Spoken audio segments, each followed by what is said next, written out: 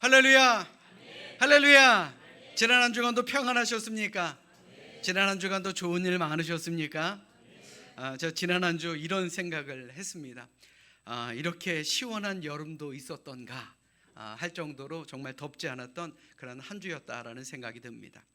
오히려 여름이 시원한 유럽이 지금 연일 40도가 넘는다라는 뉴스를 보면서 세상이 변한 건가, 아니면 내가 너무 오래 살아서 이런 날들을 보나 생각할 정도로 좀 견딜 만한 한 주를 보낸 것 같습니다.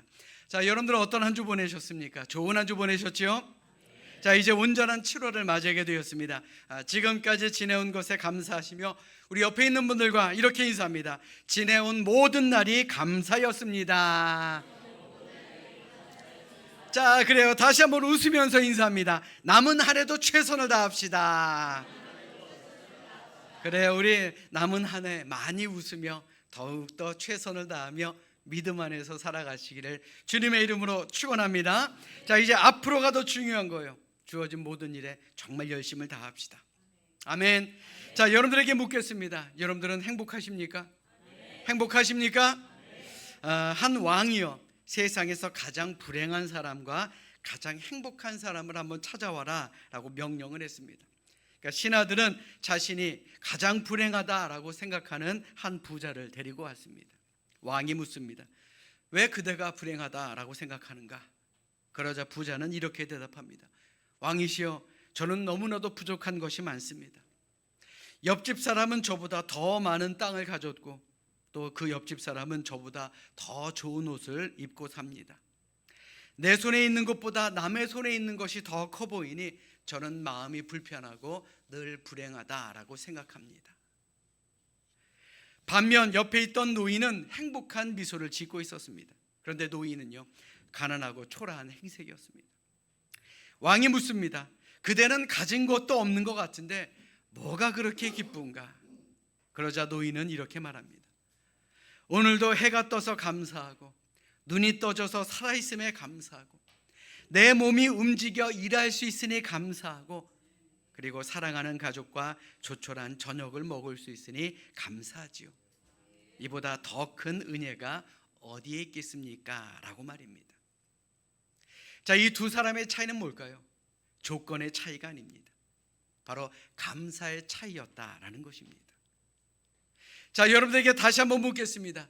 여러분들 행복하십니까? 행복하십니까? 자, 오늘도 하나님은 우리를 깨우시고 우리를 인도하셔서 이 은혜로운 예배의 자리로 저희들을 불러주셨습니다. 우리가 건강한 몸, 건강한 마음으로 예배 드릴 수 있는 것만으로도 행복한 것이지요. 아멘. 자, 우리 그런 하나님께 우리 성경을 높이 들고 우리의 믿음을 고백하도록 하겠습니다. 자, 우리 성경을 높이 드십니다. 저는 예수 믿어 구원받았습니다. 저는 예수 믿어 하나님 자녀 되었습니다. 저는 예수 믿어 천국 백성 되었습니다.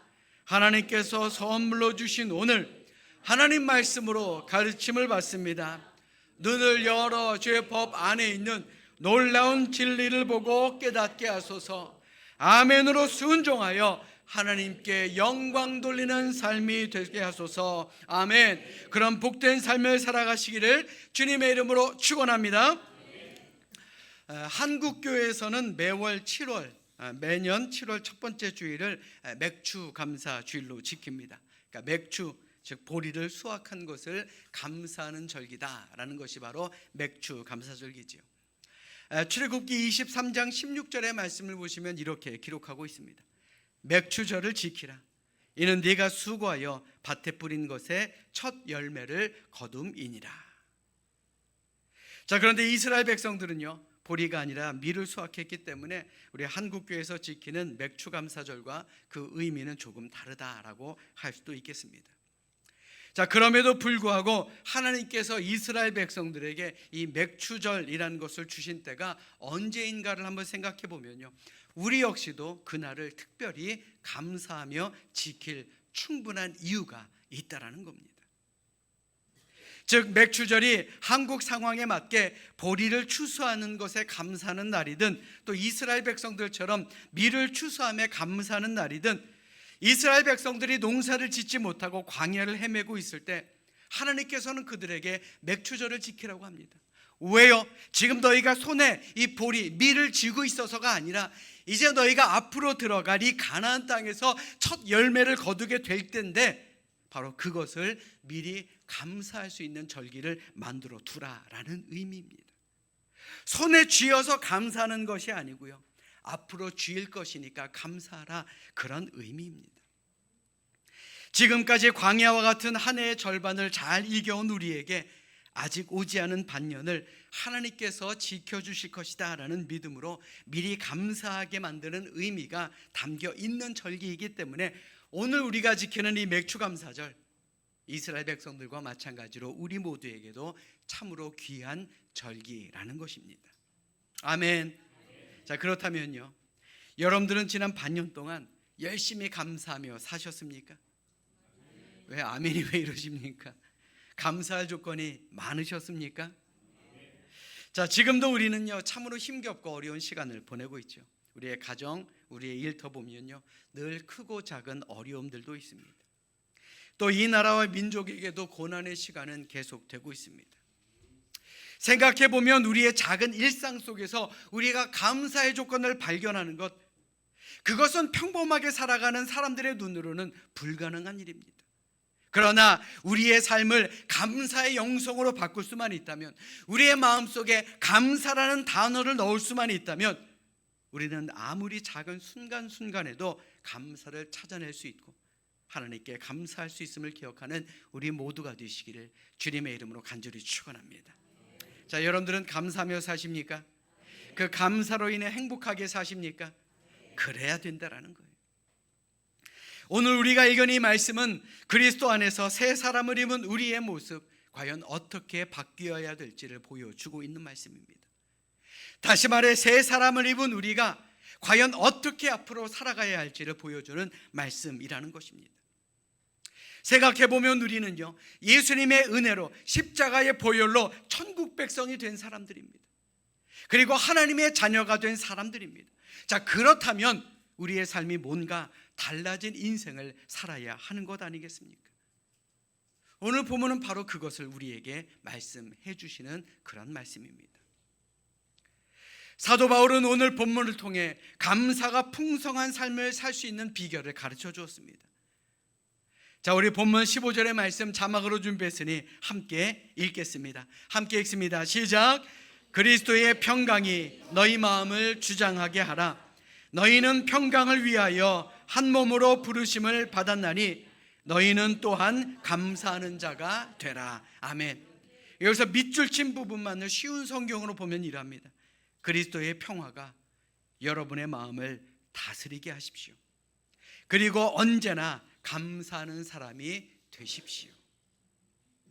사도 바울은 예수님의 평화가 우리의 마음을 다스리게 해야 우리는 어떠한 일이든 감사하며 살아갈 수 있다라고 말합니다.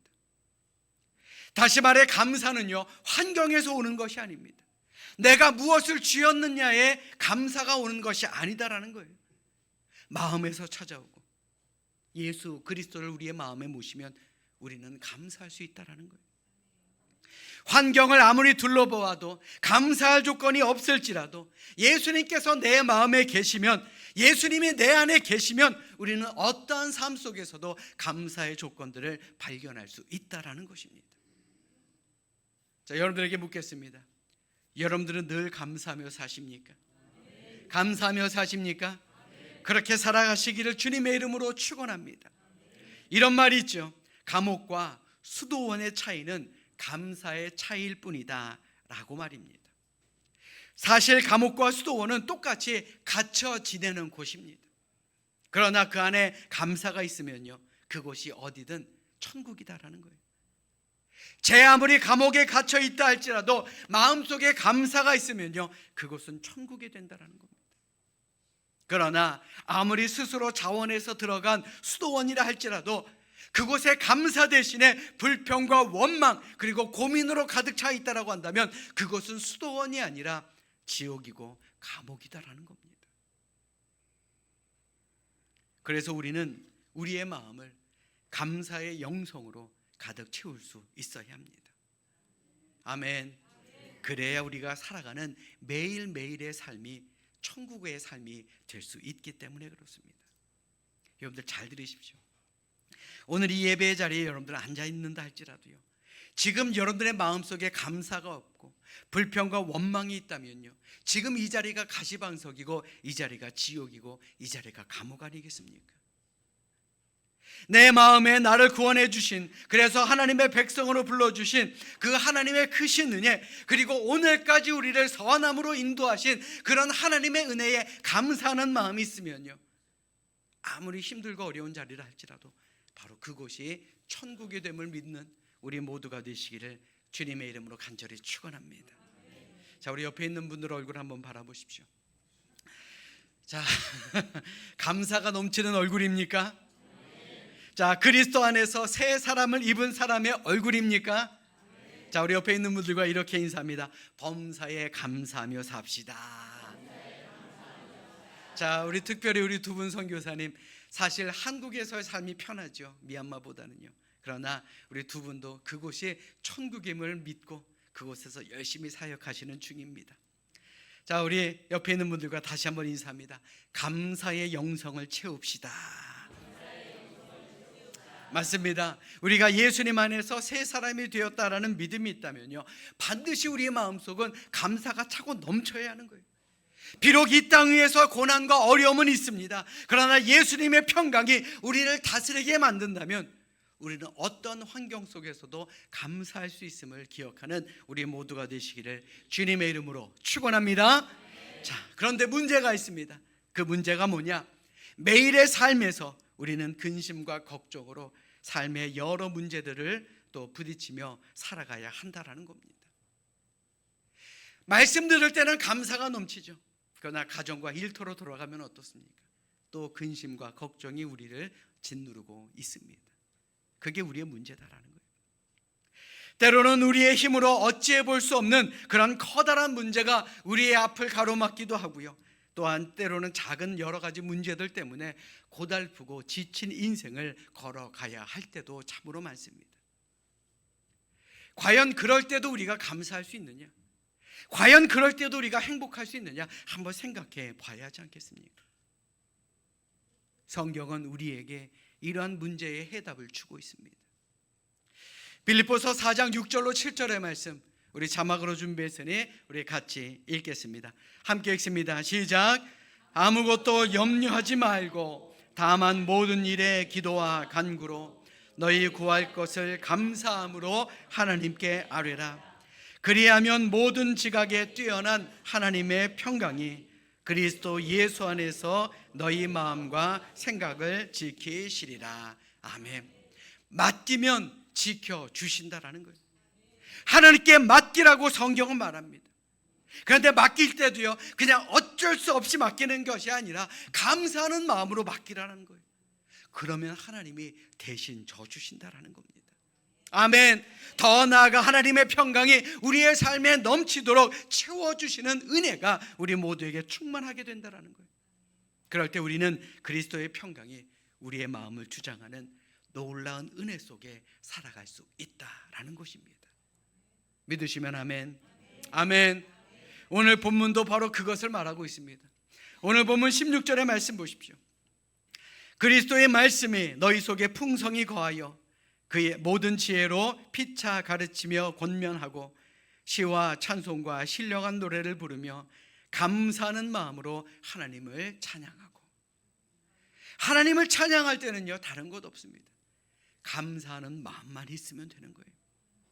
하나님의 말씀이 우리 속에 풍성해야 우리가 진정으로 감사할 수 있다라고 성경은 말하고 있습니다. 자, 그렇다면요, 말씀이 풍성하다라는 것이 무슨 의미입니까? 하나님의 언약, 하나님의 축복의 말씀을 굳게 믿고 그 말씀에 우리의 삶을 맡기면 되는 겁니다. 그러면 감사할 수가 있는 거예요. 아멘. 그러나 이와는 반대로 하나님의 말씀을 믿지 못하고 여전히 염려와 걱정의 짐을 내가 지고 살아갈 수밖에 없다라고 한다면 우리가 어찌 행복한 사람, 어찌 감사가 넘치는 사람이 될 수 있겠느냐라는 거예요. 고달픈 인생밖에는 되지 않는 것 아니겠습니까? 지난주 복지관 운영위원 모임이 있어서 운영위원들과 회의를 했습니다. 그런데 복지관 주변 아파트에 사시는 한 노인분이 저장 장애를 앓고 있다라는 소식을 들었습니다. 이 저장 장애가 뭐냐면요, 물건을 버리는 것에 심한 불안이나 고통을 느끼는 그런 질환을 바로 저장 장애라 그럽니다. 좋은 것만 잘 모아두고 있으면 얼마나 좋겠습니까마는 쓰레기까지도 못 버린다는 거예요. 그래서 복지관 선생님들이 청소를 하러 집에 들어갔는데 1톤 트럭으로 5대의 쓰레기가 나왔다는 거예요. 뭐 40평, 50평 되는 아파트도 아니고 10몇 평 되는 아파트에 5톤짜리의 쓰레기가 나왔다라는 거예요. 냄새는 물론이요, 쓰레기를 들 때마다 바퀴벌레가 쏟아집니다. 버려도 끝이 없다라는 거예요. 제가 여러분들에게 정말 드리고 싶은 말씀이 바로 이겁니다. 만약 여러분들 아는 사람들 가운데 그런 분들이 계시다면 과연 여러분들은 뭐라고 말씀하시겠습니까? 아유, 참 수고 많았네, 더 많이 모아두고 살게, 그렇게 말씀하시겠습니까? 아니면 뭘 그런 걸 어디다 쓴다고 쌓아두고 살아, 다 갖다 버려, 그렇게 말씀하시겠습니까? 당연히 버리라고 말씀하겠죠. 그런데 우리 신앙인들 가운데도 그렇게 바보 같은 신앙생활을 하는 사람이 있다라는 겁니다. 모든 세상의 짐을 다 자기가 짊어지고 살아가는 사람들이 많다는 거예요. 하나님이 보시기엔 아무짝에도 쓸모없는 것들, 그런 근심 걱정들 다 버리지 못하고 하나님께 맡기지 못하고 머리에 이고 등에 지고 가슴에 품고 고생하며 사는 사람들이 너무나도 많다라는 거예요. 그런 우리를 하나님께서 보실 때 얼마나 마음 아프시겠습니까? 맡기면 되는데, 내가 알아서 해주겠다 그러는데, 그 짐을 지고 사는 우리 모두 어찌 감사하며 살아갈 수가 있겠느냐라는 겁니다. 사랑하는 여러분, 하나님의 말씀을 믿으시길 바랍니다. 하나님의 말씀을 굳게 믿으시길 바랍니다. 하나님께서 성경 말씀을 통해서 우리에게 약속해 주신 것, 맡기면 기쁨과 감사가 넘치리라, 이 말씀을요, 그저 한 귀로 듣고 한 귀로 흘려버리지 마시고 마음에 굳게 새기시길 바랍니다. 그 말씀을 굳게 붙잡고 이번 한 주도 하나님께 근심 걱정 맡기며 믿음 안에서 행복을 누리며 살아가는 우리 모두가 되시기를 주님의 이름으로 간절히 축원합니다. 여러분들은 맡기며 사십니까? 그렇게 살아가야 할 줄로 믿습니다. 그래야 행복한 삶이고 그래야 감사가 넘치는 삶이다라는 겁니다. 아멘. 자, 우리 옆에 있는 분을 한번 바라보십시오. 잘 맡기고 사는 사람 같습니까? 믿으시면 아멘. 자, 오늘 본문 17절 말씀 우리 자막으로 준비했으니 우리 함께 읽겠습니다. 우리 17절입니다. 시작.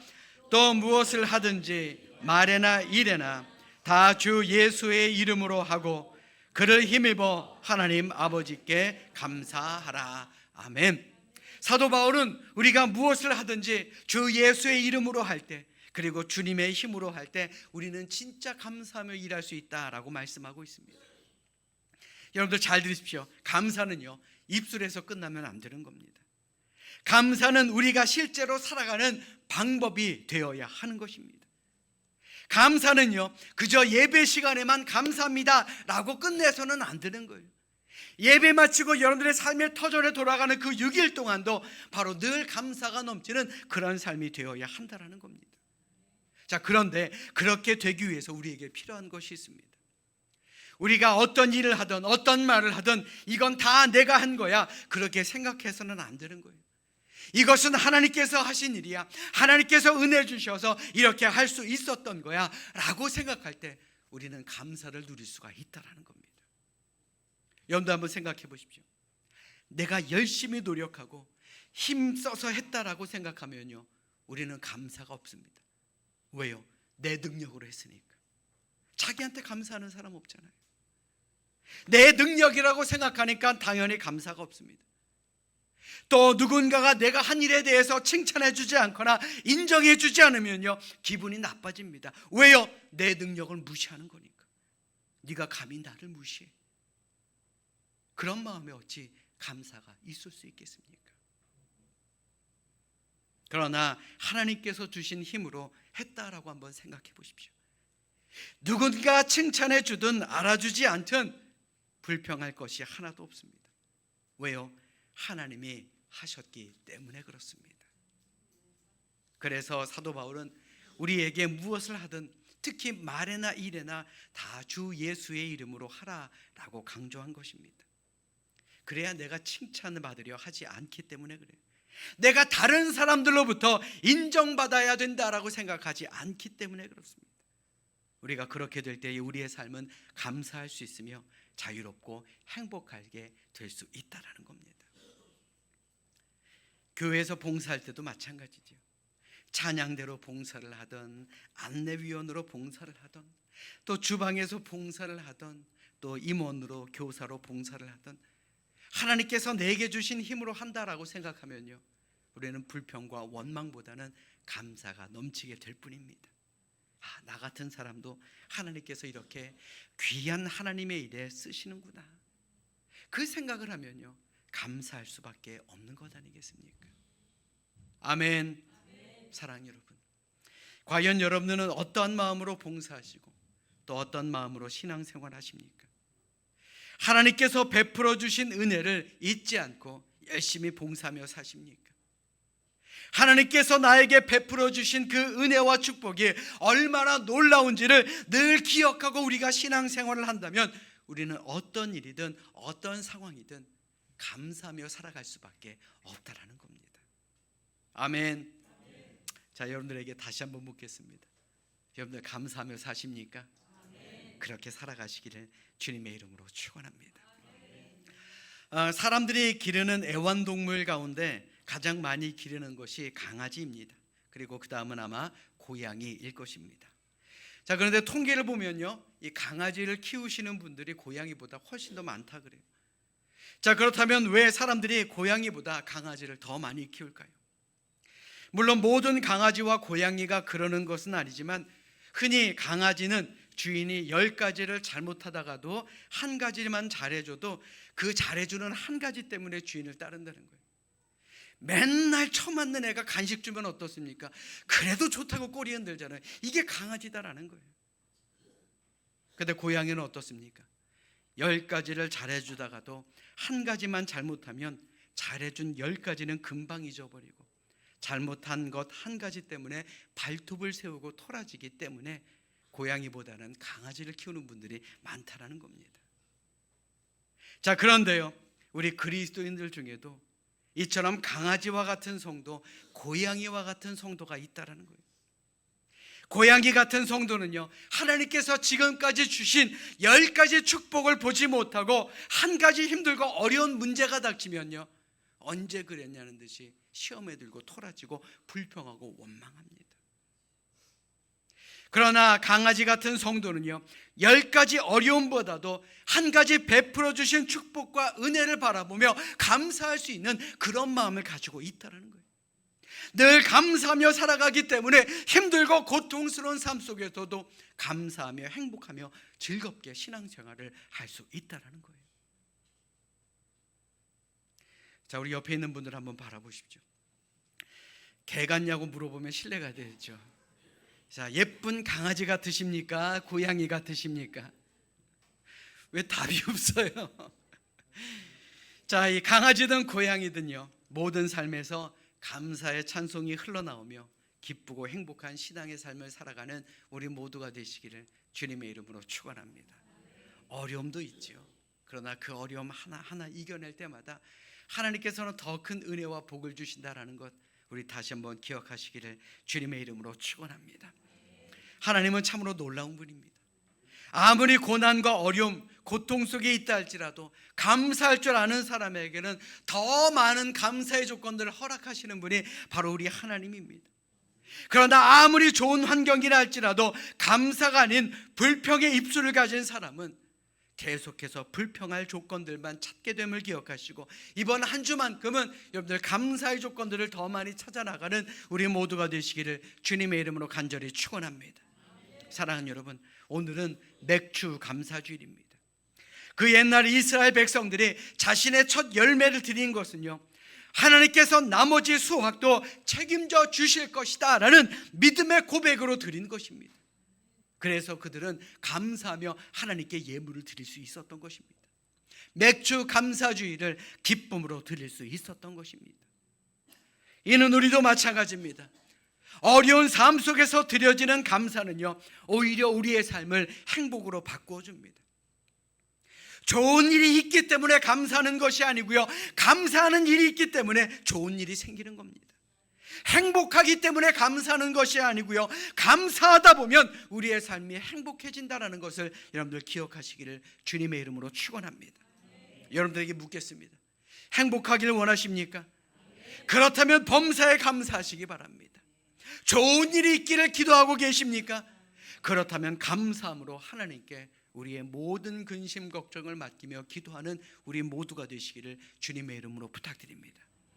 그 감사를 통해 하늘의 축복과 하늘의 능력이 내 삶에 가득하게 임하게 됨을 믿으시고, 이번 한 주도 주어진 모든 것을 채워주신 하나님께 감사하며 살아가는 우리 모두가 되시기를 주님의 이름으로 축원합니다.